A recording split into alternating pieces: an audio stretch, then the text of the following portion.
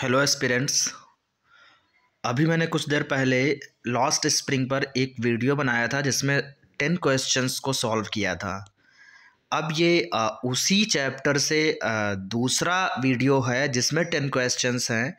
Actually होता क्या है कि मैंने एक साथ 20 क्वेश्चंस को इसलिए नहीं उस वीडियो में रखा क्योंकि अक्सर जो बड़े वीडियोस बनते हैं तो लोग उनको देखते नहीं हैं।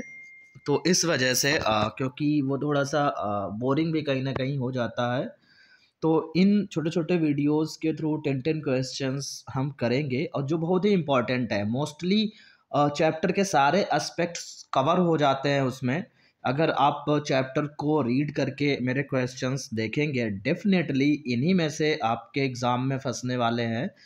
तो अगर आप चाहते हो कि आपका एक एक पॉइंट क्लियर हो तो ये वीडियोस डेफिनेटली आपकी हेल्प करेंगे। तो चलिए टाइम ना वेस्ट करते हुए हम एक्सप्लेन करते हैं, सॉल्व करते हैं इन क्वेश्चंस को।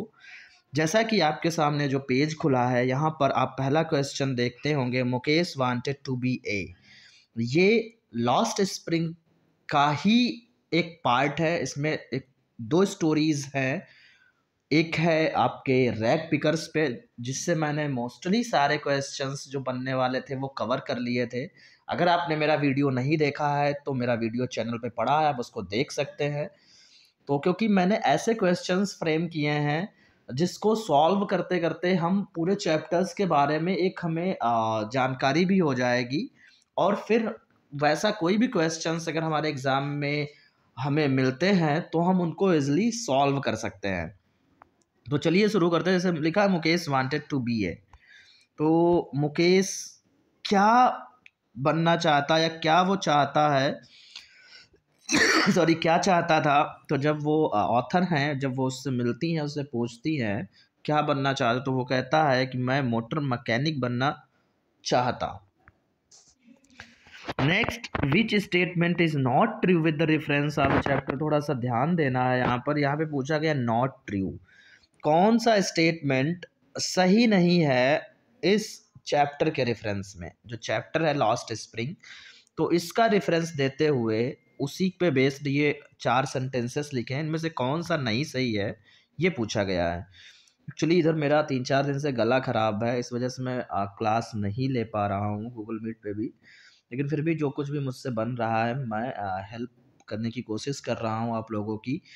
क्योंकि एग्ज़ाम्स की डेट भी आ गई हैं तो मुझे लगता है कहीं न कहीं आप लोग भी थोड़ा तेज़ी में होंगे, जल्दबाज़ी में होंगे कि ज़्यादा से ज़्यादा चीज़ों को कवर करने की कोशिश कर रहे होंगे। तो होप कि ये वीडियोस आपको कहीं न कहीं थोड़ा बहुत हेल्प करेंगे। तो लिखा है which statement is not true with the reference of the chapter. पहला है Firozabad is the centre of India's glass blowing industry. सही है, ये चैप्टर में रेफरेंस मिलता है, ये सच है। Firozabad is famous for its bangles. ये भी मिलता है। वैसे भी हमें पता है चूड़ियाँ सबसे ज़्यादा फिरोज़ाबाद में ही बनती हैं। फिर families in Firozabad have generations working around furnaces. इसका भी रेफरेंस हमें मिलता है चैप्टर में कि families in Firozabad have generation working around furnaces. चौथा, it is legal for the children to work in the glass furnace. तो चैप्टर में क्या है, इलीगल की बात है। ये बच्चों के लिए इलीगल होता है। वैसे भी जो छोटे बच्चे हैं उनको काम कराना, जो भी खतरनाक चीज़ें होती, फैक्ट्रीज, मिल, और उसमें चाइल्ड लेबर बैन है। तो यहाँ पे भी ये तो और भी खतरनाक है क्योंकि वहाँ पे उनको फर्नेसेस के पास काम कराना, उससे उनकी और जो विज़न ऑफ आइज़ है वो चला जाता है जल्दी। तो इसका जो करेक्ट ऑप्शन है वो डी हो जाएगा। जो इसका करेक्ट ऑप्शन है वो D. How many males are there in the family of Mukesh. Mukesh की फैमिली में कितने मेल मेंबर हैं ये पूछा गया। इसका भी जिक्र मिलता है। तो 3 मेल मेंबर्स हैं। ठीक है, डायरेक्ट क्वेश्चन है ये। क्योंकि इसमें चैप्टर में है 3 मेंबर्स होते हैं। ठीक है, एक मुकेश, मुकेश का भाई बड़ा होता है जो, और मुकेश के पिताजी। तो 3 मेल मेंबर्स हैं। फिर उसके बाद when the author went Mukesh house what did she observe there. जब ऑथर जो लेखिका महोदय हैं वो जब मुकेश के साथ उसके घर जाती हैं, जब वो ले जाता है वॉलंटरली, तब वो क्या क्या चीज़ें ऑब्जर्व करती हैं ये पूछा गया। तो पहला है a large vessel of sizzling spinach leaves. दूसरा स्टेटमेंट है clean lens with cemented walls. तीसरा है वुबली डोर्स विद विंडोज। चौथा है animals and humans were living together. तो सबसे पहले हम ऑप्शन पे आते हैं, जैसे ए एंड बी, या बी एंड सी, या ए एंड डी, या ए एंड सी। तो जब ऑथर वहाँ पहुँचती हैं, जाती हैं, तो वो क्या चीज़ें ऑब्जर्व करती हैं, तो उसका जो करेक्ट ऑप्शन होगा वो ऑप्शन नंबर 3 है। इसमें लिखा ए एंड डी, मतलब a large vessel of sizzling spinach leave देखती हैं, and animals and humans were living together देखती हैं। अब बाकी ऑप्शंस क्यों नहीं होंगे, बात करें ऑप्शन बी की, लिखा है clean lens with cemented walls. बिल्कुल नहीं होता है वहाँ पे क्लीन लेंस, नहीं, डिंजी जो है लेंस होती हैं, गंदी होती हैं, और सीमेंटेड की वॉल्स नहीं होती हैं वहाँ पर। फिर उसके बाद सी वाले में वुबली डोर्स विद विंडोज़ है। अब वुबली डोर्स तो होते हैं, बट वहाँ पर डिफरेंस आता है no windows. Wobbly doors with no windows है, लेकिन यहाँ पर विद विंडोज़ है, तो इसलिए ये भी ऑप्शन नहीं होगा। तो ऑप्शन ए एंड डी जो है, मतलब थर्ड ऑप्शन, वो करेक्ट है। ठीक है। नेक्स्ट है Mukesh father work as. Mukesh के पिताजी ने किस रूप में काम किया, मतलब यहाँ पे एज ए टेलर, या एज ए बैंगल मेकर, या बोथ, या नन ऑफ द अबव। तो इसका जो करेक्ट ऑप्शन है option number C, both. As a tailor भी उन्होंने पहले वर्क किया, फिर अब वो बैंगल मेकिंग का काम कर रहे थे, और वही वो अपने दोनों बच्चों को भी सिखाते हैं। तो दोनों यहाँ पे सी हो जाएगा। नेक्स्ट है विच वन इज ट्रू। इनमें से कौन सा ऑप्शन ट्रू है, चलिए पढ़ते हैं। Mukesh dream would not materialise and gradually get influenced by the dusty street of Firozabad.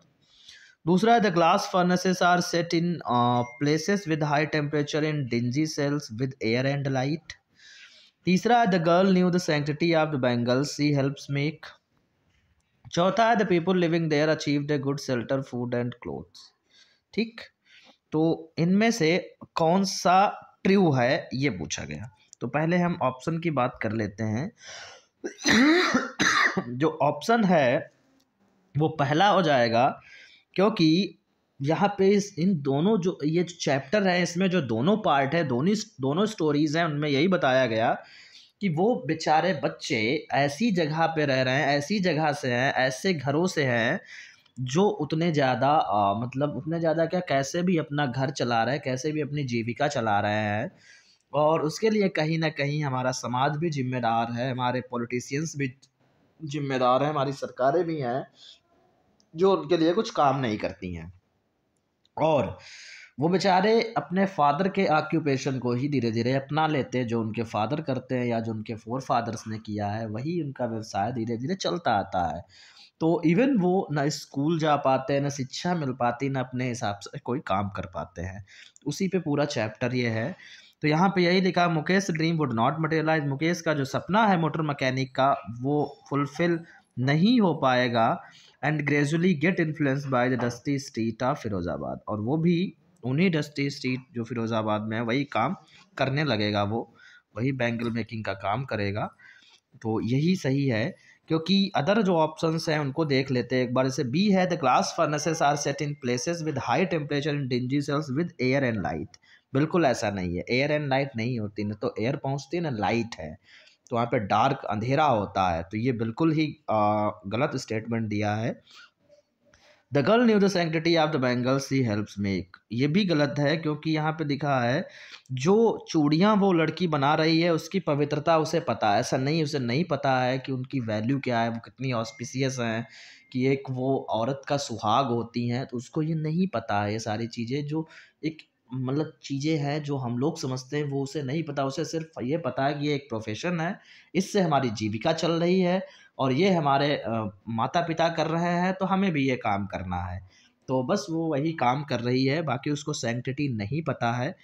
The people living there achieved a good settle food and, ऐसा कुछ भी नहीं है, न तो उनके पास गुड शेल्टर है, नहीं उनके पास इतना अच्छा भोजन है, न क्लोथ्स हैं। मतलब ये बिल्कुल भी गलत स्टेटमेंट है, क्योंकि वहाँ पे अगर कोई भी एक पर्सन अगर अपना घर सही से बना लेता है, तो कहा जाता है कि उसने बहुत कुछ कर लिया जीवन में, बहुत कुछ पा लिया, ये वहाँ पे माना जाता है। तो एक दो लोगों के पास ऐसी चीज़ें हैं, सबके पास नहीं है।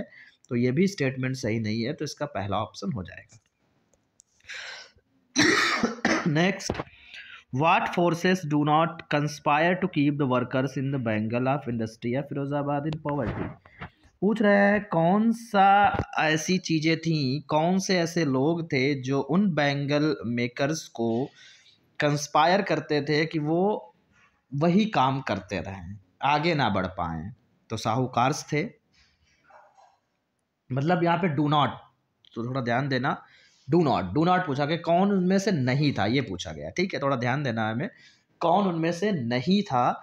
तो साहूकार बिल्कुल थे, पुलिसमैन बिल्कुल इनका भी जिक्र मिलता है, मिडिल मैन इनका भी रेफरेंस मिलता है कि ये सब रिस्पॉन्सिबल थे, उनकी जो भी कंडीशन थी। आर्मी ऑफिसर्स नहीं थे, तो इसका जो ऑप्शन हो जाएगा करेक्ट ऑप्शन, क्योंकि डू नॉट पूछा गया है तो इसलिए आर्मी ऑफिसर्स हो जाएगा, ठीक। बाकी जितने ऊपर हैं वो सब रिस्पॉन्सिबल थे, उसकी उन कंडीशन के लिए लूटते थे, उनको बेवकूफ़ बनाते थे, पैसा देते थे उनको ब्याज पे, और ये सब चीज़ें वो करते थे, ठीक है। और पुलिसमैन भी, क्योंकि वो डरते थे उनसे, कहीं उनको जेल में ना डाल दिया जाए, कहीं उनके साथ गलत ना किया जाए, उन पर मुकदमा ना लिखा दिया जाए, तो इस वजह से उनकी कंडीशन के लिए ये सारे लोग जिम्मेदार थे, केवल आर्मी ऑफिसर्स जिम्मेदार नहीं थे।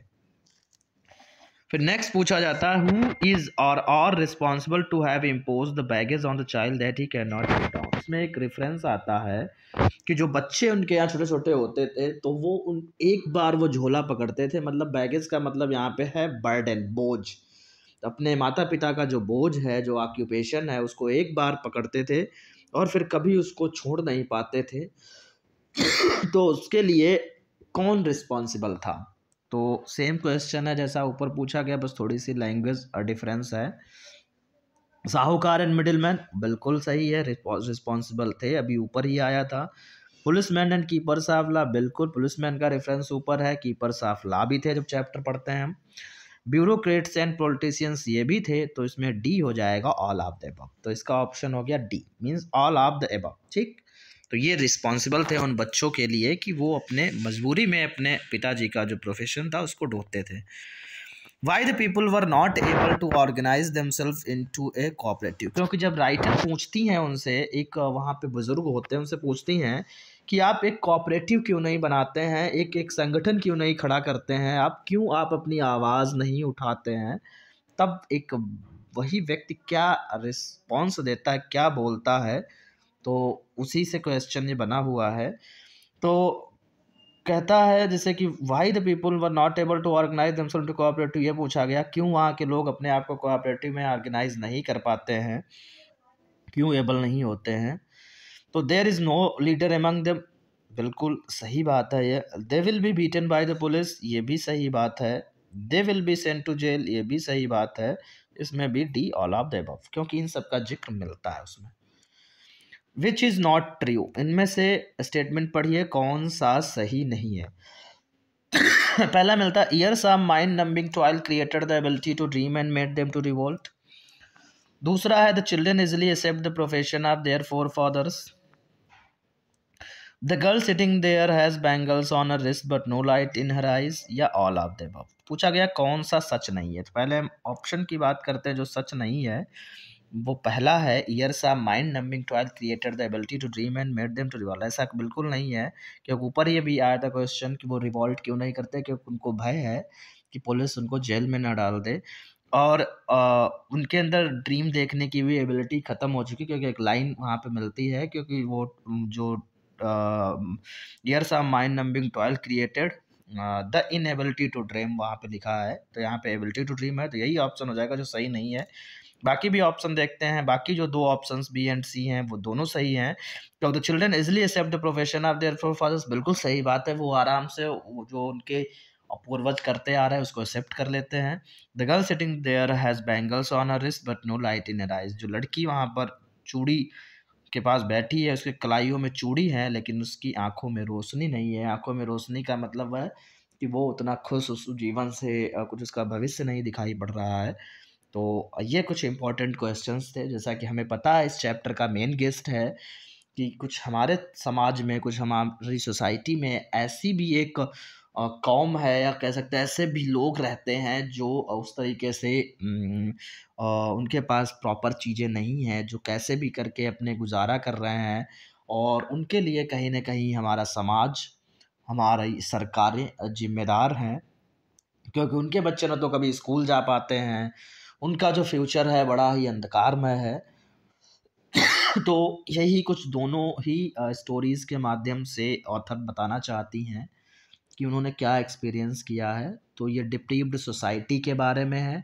वो बच्चे जो डिप्रीव्ड रहते हैं, वंचित रहते हैं, वो सारे अधिकारों से जो हम सभी एन्जॉय करते हैं। उनकी आँखों में अगर थोड़ा भी उन्हें मिल जाता है तो ऐसा लगता है उन्होंने बहुत कुछ कर लिया। तो हमें ऐसे लोगों का सपोर्ट करना चाहिए, उन लोगों को भी ज़्यादा से ज़्यादा आगे बढ़ाने की कोशिश करना चाहिए, उनको कुछ जो भी हो सके मतलब सहयोग करना चाहिए जिससे कि वो आगे बढ़ सकें। इसी पे बात है पूरे चैप्टर की। तो ठीक है, क्योंकि टाइम नहीं है तो ज़्यादा टाइम लेना भी मैं नहीं चाहता आप लोग, क्योंकि पेपर हैं आपके 1 महीने बाद। तो ठीक है, मिलते हैं, अब नेक्स्ट चैप्टर को करेंगे। ये चैप्टर हो गया, दोनों पार्ट मैंने कर लिए हैं। बाकी अब नेक्स्ट चैप्टर के जो एमसीक्यूज़ होंगे उनको भी ऐसे एक्सप्लेन करेंगे। मिलते हैं नेक्स्ट चैप्टर में। ठीक है, तब तक के लिए नमस्कार।